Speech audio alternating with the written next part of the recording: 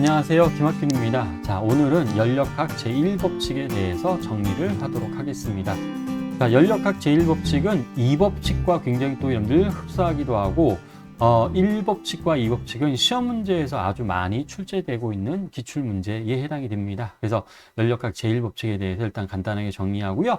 연력학 제2법칙은 기본 심화 때 우리가 정리할 내용에 해당이 되는구나 라고 좀 생각을 해주시면 되겠습니다. 자, 그럼 먼저 연력학 제1법칙을 하기 전에 자, 기체가 하는 일에 대해서 좀 여러분 정리를 좀 하도록 할 거예요.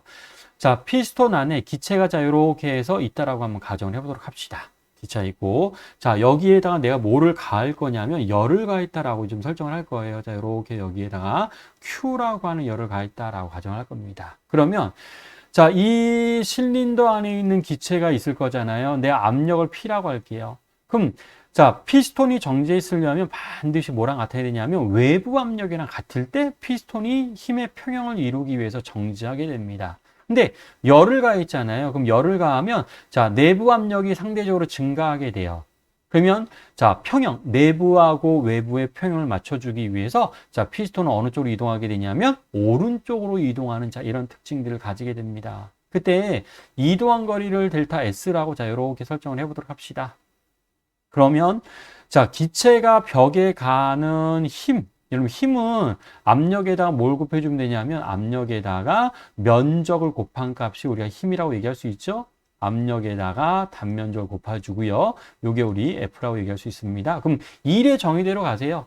자, 일의 정의는 힘 곱하기 이동 거리가 우리는 한 일의 양이었었고, 우리는 자, A에다가 델타 S를 곱한 값, F가 여러분들 우리 뭐였으니까 PA였으니까 AS를 뭘로 바꿀 수 있냐면 자, 우리 델타 V로 바꿀 수 있고, 그래서 P 델타 V라고 하는 식으로 바꿀 수가 있습니다.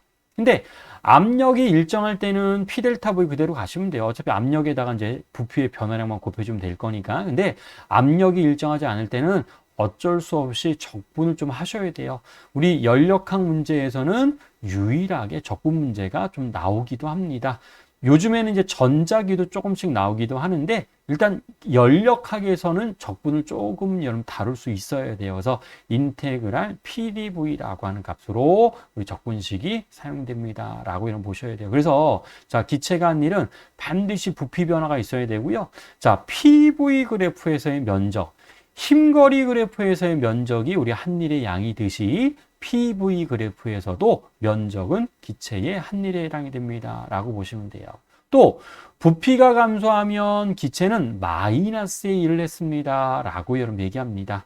자, 항상 기체를 중심으로 기술해요. 그래서 기체 부피가 증가하면 플러스의 1, 기체 부피가 감소하면 마이너스의 일을 한다라고 보시면 되고요. 자, 경로하고 반드시 좀 관련이 있어요. 그래서 우리 한 일의 양, 기체가 한 일의 양을 다른 말로 뭐라고도 표현하냐면 우리 경로 함수라고 여러분 표현합니다. 그러니까 상태 함수, 경로 함수. 화학 시간에는 또 많이 등장하는데 물리에서는 그렇게 많이 쓰진 않아요. 근데 당연한 결과에 해당됩니다. 자, 우리 요 상황을 잠깐 보도록 합시다. 자, PV 그래프 여러분 앞으로 좀 친해지셔야 돼요. 자, 어떤 기체가 A라고 하는 상태에 있다가 자, 이렇게 해서 내가 B라고 하는 상태로 상태가 변했다라고 한번 가정을 해보도록 합시다. 그러면 A에서 B로 여러분 이동하는데 어떤 기체가 여러분 이렇게 이동했다라고 한번 가정을 해보도록 할게요. 자, 요거를 1번 경로라고 하겠습니다. 이렇게 이동하고, 자, 2번 경로, A에서 B로 이동하는데, 자, 이렇게 해서 2번 경로로 이동했다라고 가정을 해보도록 합시다. 그러면, 자, 우리 PV 그래프에서는 뭐가 한 일의 양입니다. 라고 해줄 수 있었어요. 자, 밑에 있는 면적이 우리는 한 일의 양입니다. 라고 얘기할 수 있었습니다. 그런데, 자, 면적이 달라요. 1번 경로로 이동했을 때의 면적이랑 2번 경로로 이동했을 때의 면적이 다를 거잖아요. 자, 그래서 면적은 1하고 2 중에서 2가 더 큽니다. 당연하죠. 우리 경로에 따라서 밑에 있는 면적이 달라지기 때문에 우리는 한일의 양, PV 그래프에서 면적은 한일의 양인데 이때 요 한일은 경로에 따라 달라지니까 우리는 경로 함수입니다. 라고 얘기를 해줄 수가 있을 거다. 이런 뜻입니다. 그래서 PV 그래프 친해지셔야 되고요. 또 하나, 우리 앞으로 많이 나오는 것 중에 하나가 한순환 과정이라고 하는 한순환 과정이라고 하는 내용들이 아주 많이 나오게 될 겁니다. 자, A에서 우리 어디로 갔다가, 자, B로 갔다가, 자, 이렇게 설정할게요. A에서 B로 갔다가, B에서 또 C로 갔어요. C로 갔다가, C에서 다시 D로 왔습니다. D로 왔다가, D에서 다시 이렇게 해서 A로 올 때가 있을 겁니다. 그래서 한 순환 과정이, 자, 이렇게 등장하는 경우들이 많이 있을 텐데, 이때 또 마찬가지. 요 면적, 우리 요 면적도 한일양이라고 보시면 돼요. 그런데, 요 면적은 자, 좀 더 구체적으로 좀 얘기하자면 한 순환 과정에서 한일입니다. 또는 뭐라고도 얘기할 거냐면 알짜일입니다. 라고 여러분 얘기할 거예요. 왜냐하면 이렇게 한 순환 과정 돌 때 플러스의 일도 있고 마이너스의 일도 있습니다. 그럼 그런 것들을 다 더해준 값을 우리는 요 폐곡선, 우리 해당이 되는 면적에 해당이 됩니다. 라고 얘기할 거거든요. 그래서, 자, PV 그래프에서 한 순환 과정에서 닫힌 도형의 면적은 한 순환 과정에서의 1입니다. 알짜 1입니다. 라고 우리는 얘기를 할 거예요. 근데 우리 이렇게 A에서 B로 가는 우리 1번 과정, 2번 과정에 등장했을 때는 밑에 있는 면적이 한일의 양입니다. 라고 얘기를 해주시면 되겠습니다. 그래서 자, 요 상황을 잠깐 좀 보도록 하죠. 자, 단원 잡은 자예요. 자, 우리 A의 온도가 지금 T0라고 지금 설정되어져 있습니다. 자, 그래서 A 온도 T0가 지금 이렇게 설정되어져 있고, 한순환 과정 돌아서 지금 제자리로 되돌아왔나 봅니다. 그랬을 때, 다음 질문에 물음에 답하시오라고 하는 게 지금 문제에서 요구하는 내용들에 해당돼요. 그러면, 자, 각 지점의 온도, 먼저 보일샤를 법칙 이용하면 간단하게 구할 수 있죠? 자, A에서 B로 갈 때, 부피가 지금 일정합니다. 부피가 일정하면 압력과 온도는 비례 관계에 해당이 되어서 B의 온도는 3T0.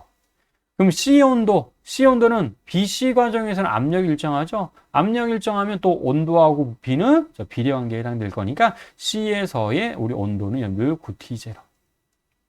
D에서의 온도는 또 우리 얼마라고 얘기할 수 있냐면 3T0. 자, 이런 것들은 보일샤르의 법칙 이용해서 바로바로 좀 설정을 해주셔야 돼요. 자, 그래서 첫 번째, 각 지점에서 온도 구했고요. 자, 두 번째예요. B에서 C로 가는 동안 기체가 한일의 양은 얼마가 되겠습니까? 라고 물었습니다. 그러면 얘를, 자, W에 BC라고 자, 이렇게 표현할게요. 그러면 우리 뭐 계산해 주면 돼요? 자, 밑에 있는 면적 계산해 주면 되죠? 그래서 면적 계산해 준 결과 얘는 3pi에다가 뭐 곱해주면 되냐면, 자, 2vi를 자, 요렇게 곱해준 값, 자, 6pi에다가 vi를 자, 요렇게 표현해 주면 되겠습니다. 자, 그래서 BC 과정에서 밑에 있는 면적이 우리는 한일의 양. 3번을 보시면, 한 순환 과정에서 한일의 양이 얼마가 되겠습니까? 라고 했어요. 그럼 한 순환 과정은 우리가 뭘 계산해 줄 수 있었어요? 요 닫혀져 있는 도형의 면적, 요 면적이 우리는 한 순환 과정에서 1에 해당이 됩니다. 라고 우리는 말할 수가 있었습니다. 그래서 자, 한 순환 과정에서 한일의 양은 자, 면적 곱해주면 될 거니까 자, 2pi 자, 우리 얼마에 해당되냐면 한순환 과정에서 우리 면적에 해당되죠. 자, 그래서 2pi에다가 뭘 곱해주면 여러분들 2를 또 곱해줘야 되겠네요. 그래서 그냥 같이 우리가 면적으로 바로 표현합시다. 그러면 4pi에다가 vi라고 하는 자, 면적으로 바로 표현해 줄 수가 있겠습니다. 그래서 자, 2를 우리 어떻게 구하는지를 저는 비교해 줄 거예요. 자, 그럼 두 번째 물리량, 내부 에너지도 굉장히 좀 중요합니다. 내부 에너지. 자, 우리 내부 에너지는 단원자 분자할 때 어떻게 정의했어요? 2분의 3 NKT 또는 2분의 3 nRT로 우리가 정의했었습니다.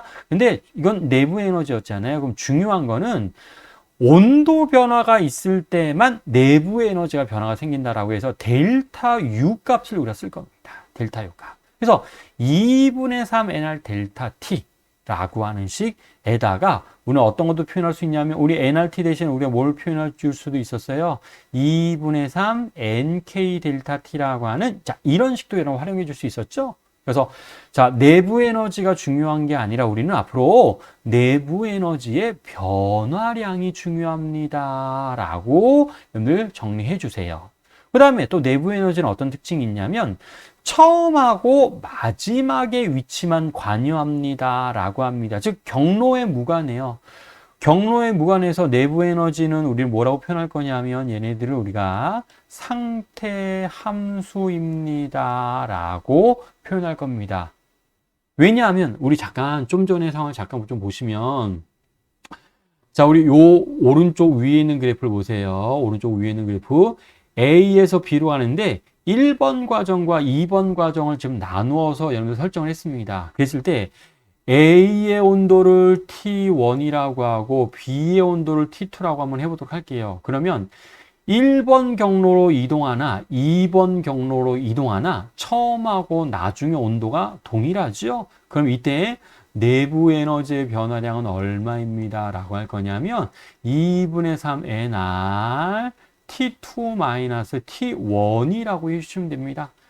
처음 온도하고 나중 온도만으로 결정이 돼요. 자, 그래서 처음 상태와 나중 상태에 의해서만 결정이 돼서 우리 내부 에너지의 변화량은 상태 함수입니다 라고 우리는 얘기를 해줄 거다, 이런 뜻이에요. 그래서 우리 무엇은 우리 한일의 양은 우리 경로 함수라고 얘기한 거고요. 한일의 양. 자, 근데 내부 에너지의 변화는 상태 함수에 해당되는구나 라는 것들로 좀 비교를 해줄 수가 있습니다. 그래서 자, 상태 함수, 내부 에너지는 상태 함수입니다 라는 것들 하나 좀 정리해 주시면 되고요. 자, 이제 본격적으로 연력학 제1법칙을 좀 얘기를 할 거예요. 자, 연력학 제1법칙 얘기하기 전에 우리 두 가지 있죠? 기체가 한 일, 그 다음에 내부 에너지의 변화량 두 가지를 우리가 정리했습니다. 자, 여기 어떤 기체가 있다고 가정할 거예요. 자, 기체 분자는 되게 여러 개가 있겠죠? 자, n개만큼 있다라고 한번 가정을 해보도록 합시다. 자, 그럼 이 기체에 내가 Q라고 하는 열을 공급할 겁니다. 그럼 Q라고 하는 열을 공급하면 우리가 뭐가 변할 거냐면 부피가 변할 수도 있고 또 뭐도 변할 수 있을 거예요. 온도도 변할 수 있습니다. 대신 하나 설정할 거, 압력이 일정하다라고 가정할 거예요. 압력이 일정합니다. 그래서 부피하고 온도가 변합니다 라고 얘기할 겁니다. 그러면 우리는 부피가 변하는 거 가지고 한일의 양을 계산할 수가 있습니다.